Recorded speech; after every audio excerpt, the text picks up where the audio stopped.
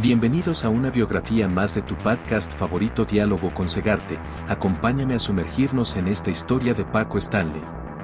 No te olvides de suscribirte y no te pierdas más biografías como esta.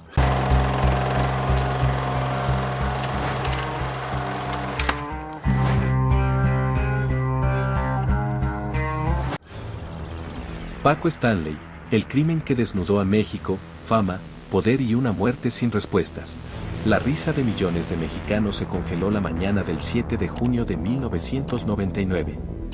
Paco Stanley, el rey de la televisión, el hombre que convirtió el entretenimiento en un ritual dominical, yacía en un charco de sangre frente a un restaurante en la Ciudad de México.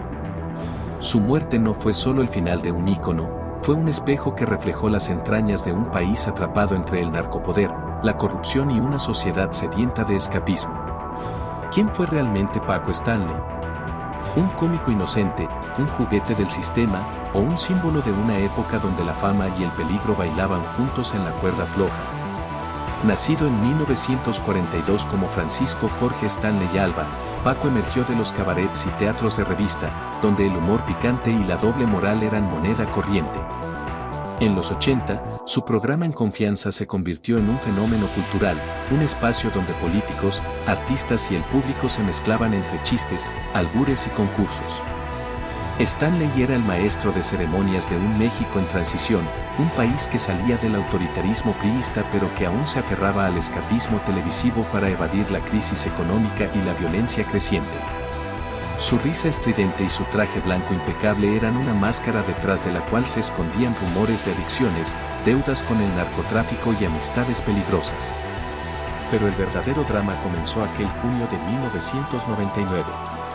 Stanley fue acribillado con 14 balazos mientras salía de La Bombilla, un restaurante frecuentado por la élite.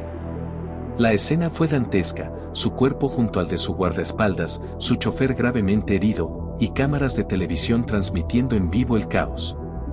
El crimen sacudió a México no solo por la hazaña, sino por lo que reveló. Se rumoreaba que Stanley estaba en deuda con cárteles por millones de pesos, que su asesinato fue un ajuste de cuentas orquestado desde las sombras, y que figuras políticas y mediáticas estaban vinculadas.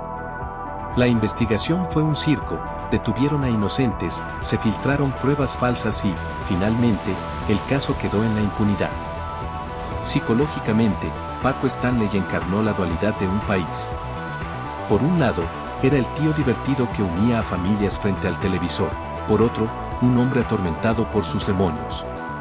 Adicto a las drogas y al alcohol, su vida personal era un contraste con su imagen pública. ¿Era consciente de que su fama lo había convertido en un peón de intereses mayores? Su muerte no fue solo un crimen, fue un mensaje. Un recordatorio de que en el México de los 90, ni siquiera los reyes de la televisión estaban a salvo. Culturalmente, su asesinato marcó un punto de inflexión. La tele dejó de ser un refugio inocente, programas como En Confianza fueron cancelados, y surgió una ola de censura ante el miedo a represalias. Políticamente, el caso expuso la colusión entre autoridades y crimen organizado. Se supo que el chofer de Stanley era un ex policía ligado a narcos, y que las llamadas de auxilio tras el ataque tardaron 40 minutos en ser atendidas.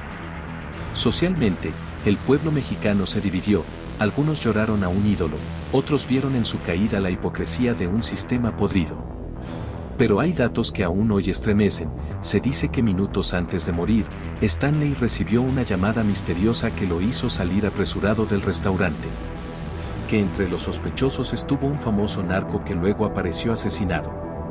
Y que, en su bolsillo, llevaba una lista de nombres que nunca se hizo pública. ¿Qué secreto se llevó a la tumba? Su legado es una herida abierta, un recordatorio de que en México, la línea entre el espectáculo y la tragedia es tan delgada como un guión de televisión. Paco Stanley no fue solo un nombre, fue un síntoma.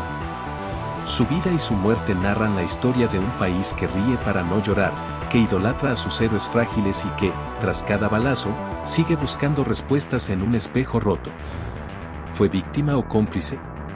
La pregunta sigue flotando, como aquel traje blanco manchado de rojo, en la memoria colectiva de una nación que aún no cierra el capítulo.